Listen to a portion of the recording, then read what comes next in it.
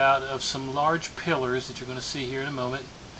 And these pillars are the remains of the temple of Apollo.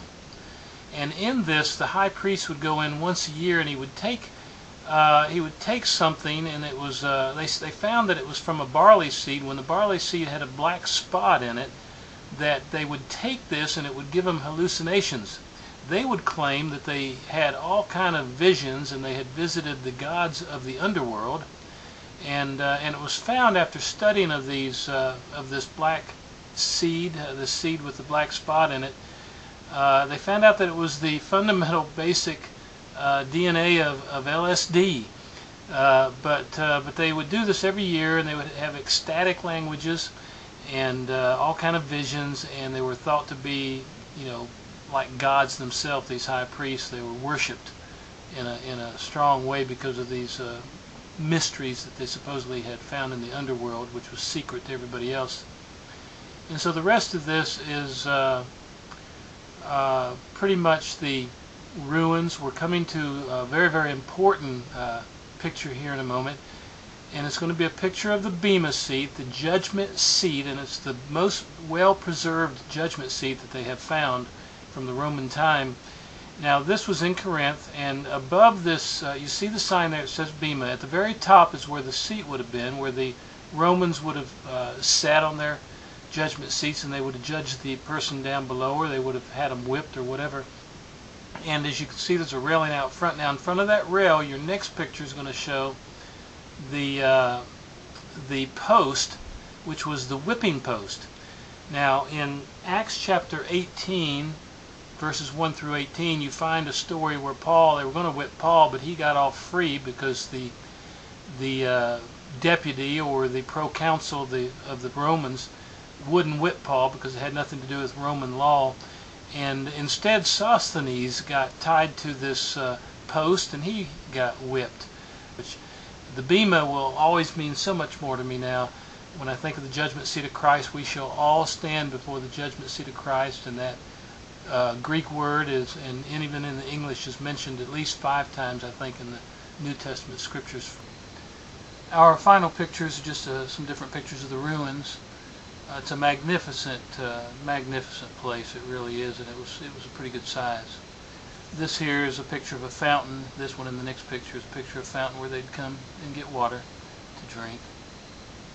And there's one with a sign on it telling us it's the fountain. And our last picture, beautiful picture of the Acropolis on the hill. Our next stop was the port city of Mykonos. It's a beautiful little city. It's called the City of Windmills because of some unique looking windmills that they have on the island. It was really just the free time that we had that day. It was one of the few times we had much free time just to enjoy the city and the little quaint little shops and enjoy the beauty of the port, because it's a beautiful place. And it was just a free time for us to enjoy.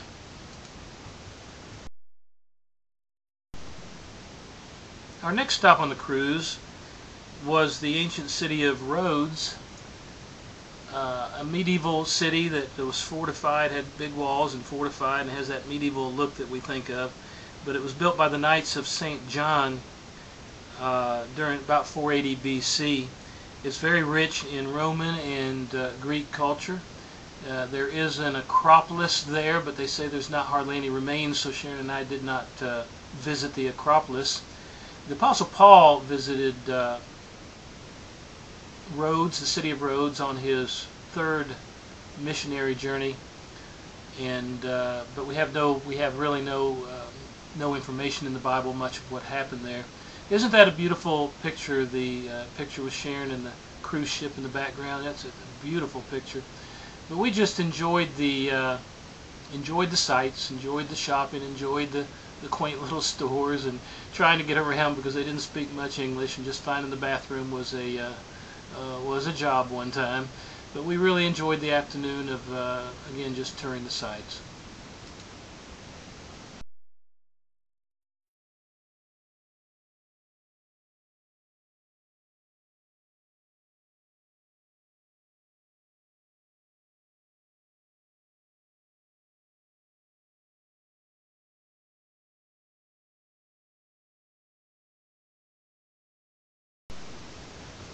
Our next stop was the Isle of Patmos. This is the place that, as you know, where the Apostle John was exiled for a couple of years because of his faith. We went into a cave that they believe is the cave that he lived in. It was not a huge cave. It was plenty big, of course, to walk in and walk around. They were even having a small service in there, the Catholic Church was. They built a church over the side, and a little disappointing that when you go up to it that you can't really just see the cave in its natural form because of a building they've put on it. But we got to go into the cave. We were not allowed to take pictures inside. And then we went to the top of the island where there was a monastery, and as always the Catholic Church monasteries and their churches are just beautiful on the inside, with a bunch of beautiful paintings, Christian paintings of scenes from the Bible on their walls and their ceilings and so on. The Isle of Patmos is a relatively small island compared to the other islands. It's one of, I think they said it was one of 12 islands right there in that area, and it was the smallest. But just being on it and looking at it, it didn't necessarily, look super small that you might think real small. But this is the place where John received his vision of Jesus standing in the candlesticks before him, and that beautiful scene in the first of Revelation, and then where John wrote the book of Revelation. The next city we visited was the city of Ephesus. And the first thing that strikes you, even when you're driving up to the ruins, is how huge it is. There's no way we even saw all the ruins that's been excavated, and then there's so many different things that we were told, and there's just so much. There's no way you can even remember it all. So a lot of this you're just going to look at pictures, and we won't be able to tell you exactly what everything is. But it was a huge place, and population during the Apostle Paul's visit was 250 to 300,000 people. It was like the fourth largest city during the time of the Roman Empire. It was a port city. It was a very they had a great business section. A lot of goods were exchanged, and it was just a thriving, apparently a thriving city. Apostle John supposedly is buried there. We did not get to see his grave, even though I wanted to see his grave. There was even some one commentary that said that they thought Luke was buried there, and they even have a site designated, but we don't know that's true. This picture here is a picture of the fountain of Trajan. He was an emperor of the 1st century, and it was a fountain that was dedicated to him. And it was a lot of good ruins there to show that. The city of Ephesus had a lot of gods and goddesses. There's the fountain again. Had a lot of gods and goddesses. Oh, by the way, don't miss that cat. He's from the 1st century BC. Don't miss him. Look him. Do you see him? But anyway, they worshiped the goddess Artemis, and she was the big goddess. The Romans called her Diana. I think both names are mentioned in the New Testament. We have a lot on Ephesus in the New Testament since Paul wrote a letter to them, and since he visited there, and there's some things in Acts about him.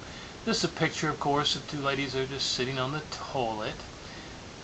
Very similar to the one in Corinth. By the way, they'd lay out all the cities. The Greeks would lay out almost all the cities in pretty much the same pattern.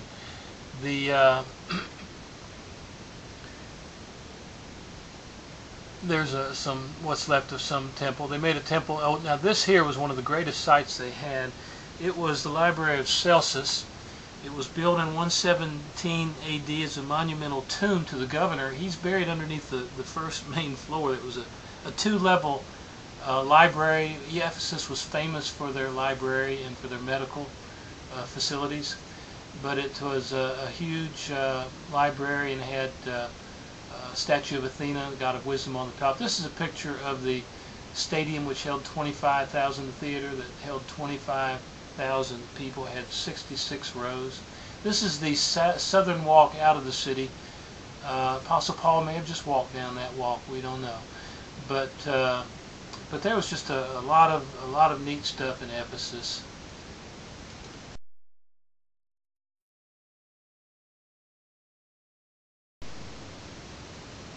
These next pictures are the city of Kusadasi. This is the port we landed in. It's just 2 or 3 pictures. It's the port we landed in to go to Ephesus, which we took a bus ride. It was about 20 minutes. The next 2 days we spent in Vienna. The first day just walking around the city and trying to get a hang of getting around on their bus line and their subway and so on. We found it very difficult to get around. The people did not speak much English. We were lucky. Most of the time when we'd get stuck somewhere, there'd be somebody that might stop and say they spoke a little English and help us out, or they'd look at the map and tell us which way to go. This is a picture of the Danube. We were going to take a little boat ride on the Danube, but we were unable to get that in. But the first day was interesting because even the menus are all in German, and we couldn't read German, of course. Now we got one menu, one restaurant that the menu had German and English on it, so that helped us get a ham and cheese sandwich at one place. And but anyway, we found it very difficult to get around because of the language barrier, and the streets are not square, and the bus lines are hard to follow. Now these next 2 pictures, these 2 people are real live people, but they look like a statue, and they just stood there, and I don't know how they did it, but they were very interesting. The buildings were a lot of big buildings, and here's one of your churches. The churches are all turning black. They're made of, all the Catholic churches are made of some kind of sandstone, and the pollution has turned them black, and they were trying to clean them all over the city. There was big scaffolds, and it's a shame such beautiful monuments you know, turning black, and made the city look a little dirtier, you might say.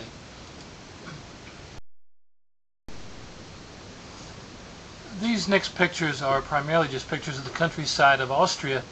We took a train ride after we figured out how to do it. We caught the train early in the morning, and we headed out of town to the city of Melk is where we make our first stop. And but you got just some pretty pictures here of the countryside. We're on our way to the Mauthausen concentration camp. But in Melk is a famous abbey that we're going to see in the next group of pictures. And these are just nice pictures of the countryside on the way to Melk. And I was on the train.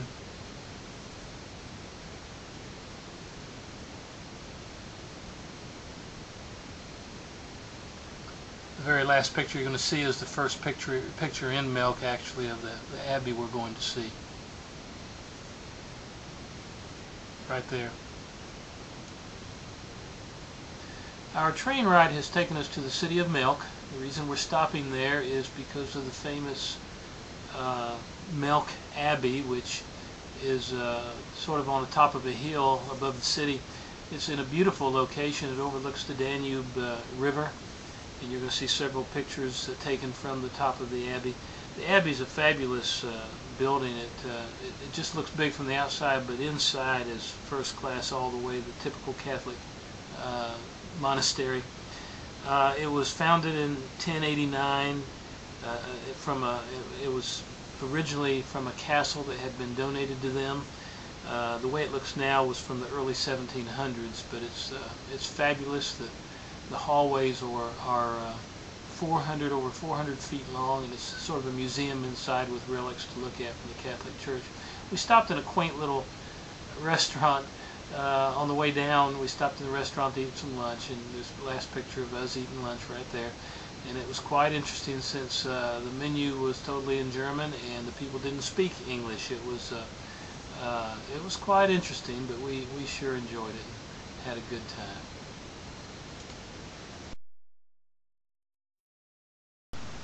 From the Abbey, we took the train to Mauthausen concentration camp.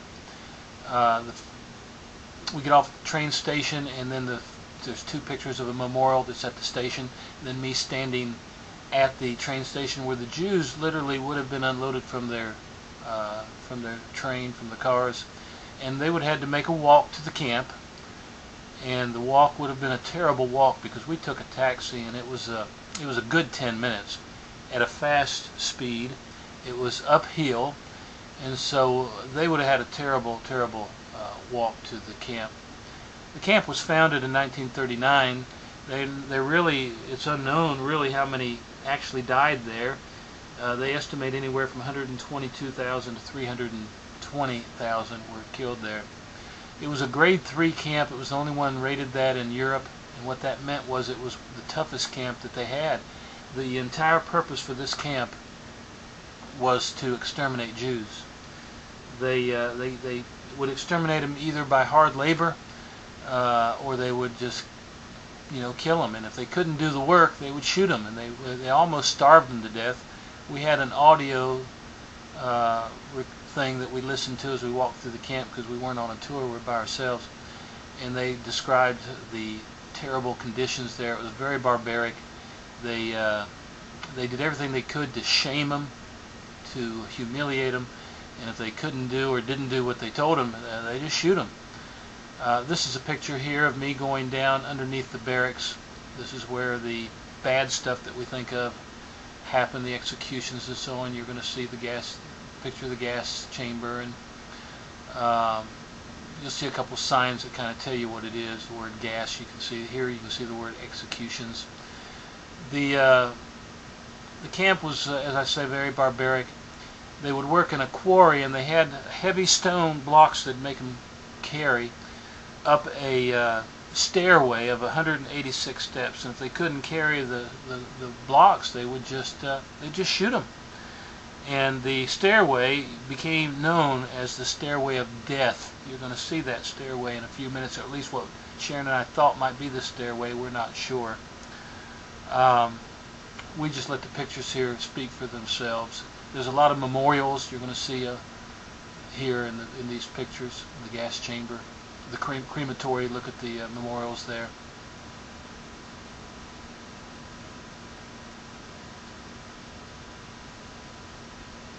The American forces finally came in at the end and liberated